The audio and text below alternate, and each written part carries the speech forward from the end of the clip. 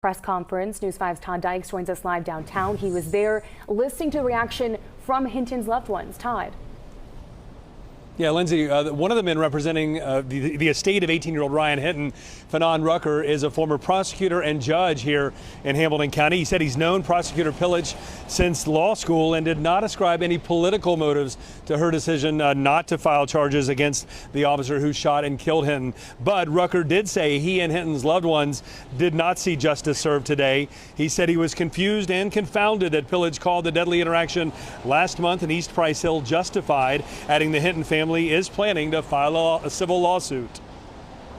We believe that a group of citizens should be the ones to make the determination of whether or not, in the eyes of the civil courts, that the tragic death of young Ryan Hinton was not justified.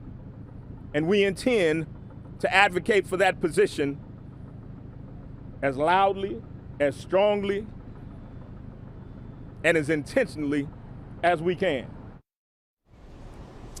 Now, Ryan Hinton's cousin, Marlon Howard, also spoke this afternoon. He called the prosecutor's decision a joke. That's the word he used, adding that he wants his deceased cousin to know that he is loved and missed. Reporting live downtown, Todd Dykes, WWT News 5. And Todd, I know we've not been given the officer's name, of course, because of Marsy's law, but we know today the attorney for the family indicating he knows the name of the officer who shot Ryan Hinton. What more can you tell us about that?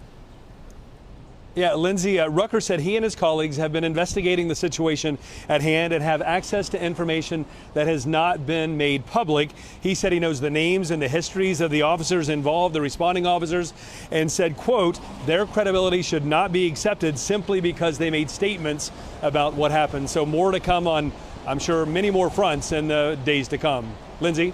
All right.